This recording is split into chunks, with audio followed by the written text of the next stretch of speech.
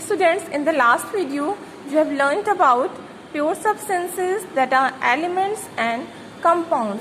Now, let us have a look on the comparative study of elements and compounds. Element. First point is, elements are made up of one kind of atoms. Elements are made up of similar atoms or one kind of atoms throughout. Example, hydrogen. Hydrogen element is made up of only one kind of atom, and oxygen element, it is also made up of only one kind of atom. So elements are made up of one kind of or similar atoms throughout, whereas compounds are made up of two or more kinds of atoms. Example, H2O. H2O, it is made up of two hydrogen atom and one oxygen atom. So you can see here two different kinds of atoms, hydrogen and oxygen. So compounds are made up of two or more kinds of atoms. Second point, elements cannot be broken down into two or more simpler substances by physical means or by chemical means. Means we can't break down the elements into simpler substances by any physical means nor by any chemical means. Elements cannot be broken down into simpler substances by any means, whereas compounds can be broken down into simpler substances by chemical means only, not by any physical means. Compounds cannot be broken down into two or more simpler substances by physical means, but by chemical means only. We can break down the components of compound by chemical method, not by any physical method. Example, in H2O, hydrogen and oxygen elements are separated by the process of electrolysis, which is a chemical process. So it can't be separated by any physical process. Third point, elements have their own set of properties. Example, in elements hydrogen and oxygen, it is seen that hydrogen combustible, it does not support combustion. Oxygen, it is non-combustible, but it supports combustion. So elements have their own properties, they can't lose their property, whereas properties of compounds differ from those of their elements. Example, in water, H2O, which is made up of hydrogen and oxygen element, it is seen that water, it is non-combustible and does not support combustion. In element, you can see here, hydrogen, it does not support combustion, it is combustible. But in water, it is non-combustible. Oxygen, it supports combustion. Water, it does not support combustion, but it acts like a fire extinguisher. So the constituents of compound loses its individual properties when new substance is formed. So the properties of compounds are totally different from their components which are present in them. Next is chemical formula. What is chemical formula? Chemical formula is the symbolic representation of a molecule of compound. It is a symbolic representation. It denotes the number of atoms. What it denotes? It denotes the number of atoms of each element present in a compound. Example, H2O. H2O is the chemical formula of water. So what it denotes? It denotes it denotes two elements present in it, hydrogen and oxygen. And what is the number of atoms of each element? Hydrogen, two atoms of hydrogen and one atom of oxygen is present in H2O, which is the chemical formula of water. Now let us know how to write a chemical formula of a compound. So for writing a chemical formula, two things should be known. The first is symbols. You have learnt about it in the previous class and in the previous videos also. So symbols are the abbreviated name of the elements. Example, symbol of nitrogen is N, symbol of sodium is Na, symbol of carbon C, symbol of sulfur S, symbol of potassium K. So you have to know about the symbols of each element. Next is Valency. So what is valency? Valency is defined as the combining capacity of an atom of the element. So valency is the combining capacity of an atom. Valency of many elements are derived from their ability to combine with hydrogen atoms or to displace them in compounds. Let's see an example. One oxygen atom, it is 1, combines with 2 hydrogen atoms, it is 2. So one oxygen atom combines with 2 hydrogen atom, it forms H2O. So what is the valency of oxygen in H2O? Oxygen combines with how many hydrogen atoms? It combines with 2 hydrogen atoms. According to this, valency of elements is their ability to combine with hydrogen atoms. So what its ability? How many hydrogen atoms it combines? It combines with 2 hydrogen atoms. So in H2O, valency of oxygen is 2 because its combining capacity is 2. It combines with 2 hydrogen atoms. So in H2O, the combining capacity or the valency of oxygen is 2. Now let's take another example. One chlorine atom, it is 1. One chlorine atom combines with 1 hydrogen atom and it forms HCl, hydrogen chloride. So when one chlorine atom combines with 1 hydrogen atom, so in this, what is the valency of chlorine? In HCl, valency of chlorine is, how many hydrogen atoms it combines with? It combines with 1 hydrogen atom. So its combining capacity or its valency is 1. Valency of chlorine in HCl is 1. So by this way, you can find out the valency of any element in a compound. But in some elements that may not combine with or displaces hydrogen, in such cases we consider their valencies in relation to some other element whose valency with respect to hydrogen is known. You will learn about the valency in detail in the upcoming chapter. A valency is always expressed in whole numbers. It is always expressed in whole numbers and it ranges from 0 to 4. It ranges from 0 to 4. Generally, valency of elements is 0 to 4.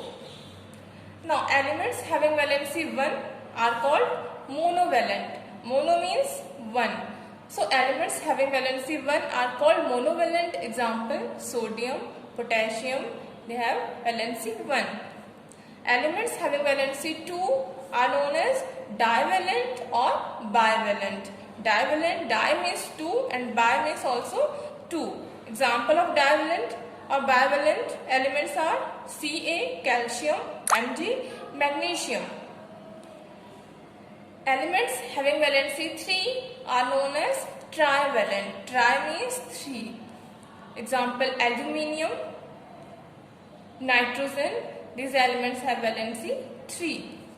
Now, elements having valency 4 are known as tetravalent. Tetra means 4. Example, carbon, silicon, so these elements have valency 4. Now, valency of metals is considered as positive. Metals have always positive valency.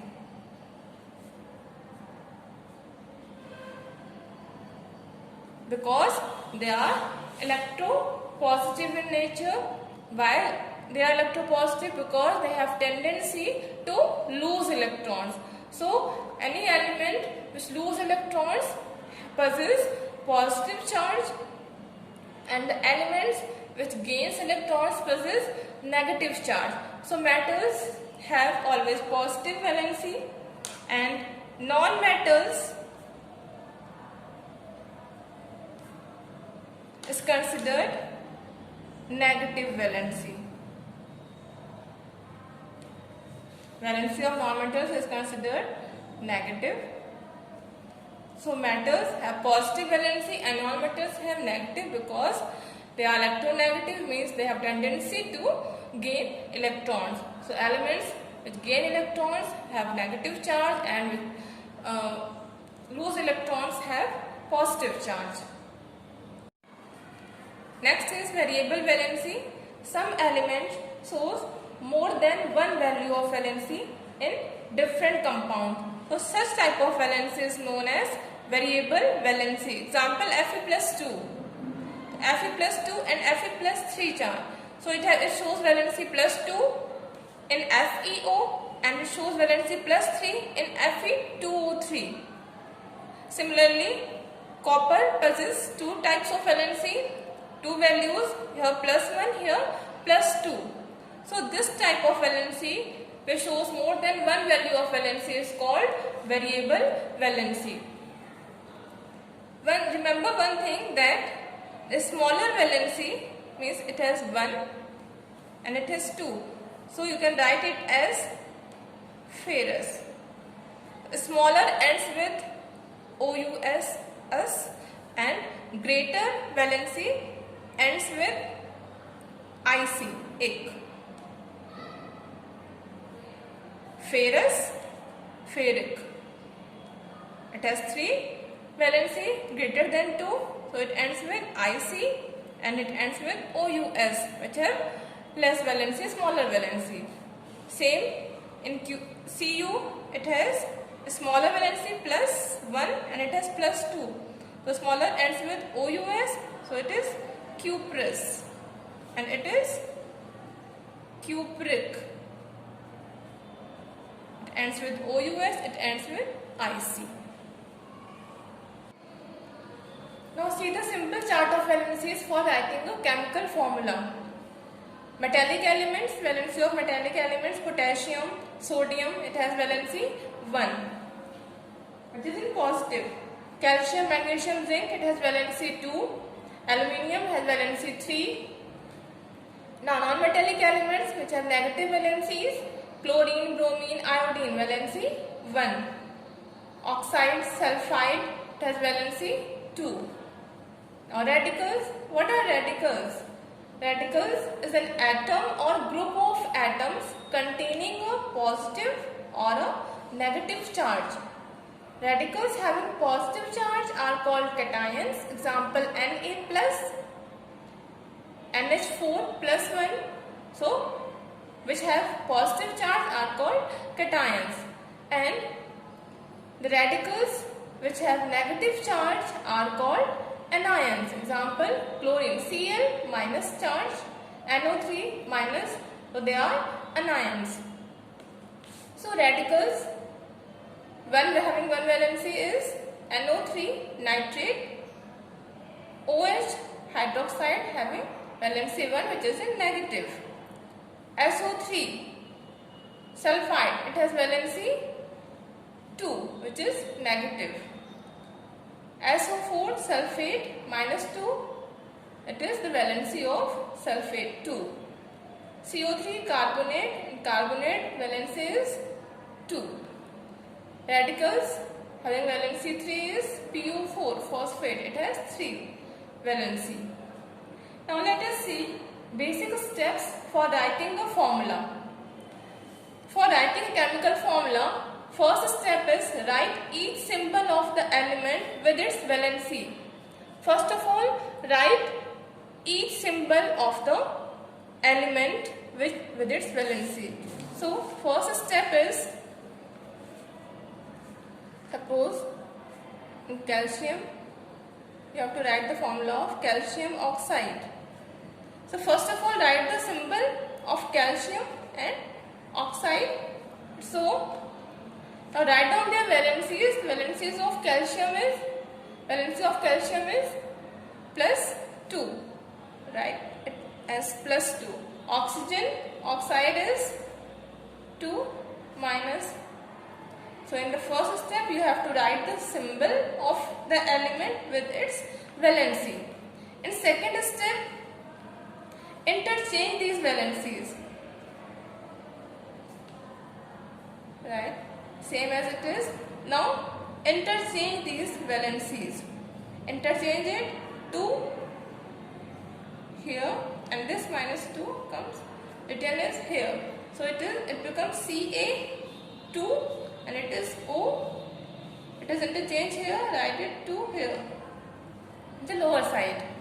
So when the values are same or they are equal, ignore these values or cancel it. Now write down Ca, you will get CaO because 2 is cancelled. So the chemical formula of calcium oxide is CaO. So you have to follow these steps to write down the chemical formula of any compound. Let's take another example. Calcium phosphate. You have to find the valency of calcium phosphate. First of all, write down these symbols of these two calcium. Symbol of calcium in first step is Ca and phosphate PO4. PO4. So valency of Ca is 2. Write it 2 plus, and valency of phosphate is 3 minus. 3 minus. So in first step we have written here symbols with their valencies. In second step you have to interchange these valencies. First of all, write down same as it is written. Now interchange these valencies. 2 comes here and this 3 comes here. So it becomes Ca3, ignore the charges on them, PO4, PO4, 2. So it becomes, here charges, the values are not same. So Ca3, PO4 twice. It is the valency. So it is the formula of calcium phosphate. Ca3PO4 twice, it is the formula of calcium phosphate. Now let's take another example of aluminium hydroxide. Aluminium hydroxide. How can you write the formula of aluminium hydroxide? So in the first step, first of all, write down the symbols of aluminium and hydroxide. Symbol of aluminium is Al and symbol of hydroxide is OH. Now write down their valencies. Valency of Al, aluminium, is 3. So write down 3 plus here, and oxide here OH, its valency is 1 minus. Now in second step, interchange these valencies. Interchange it. 1 is written here and 3 is written here. So it becomes Al1 and OH3.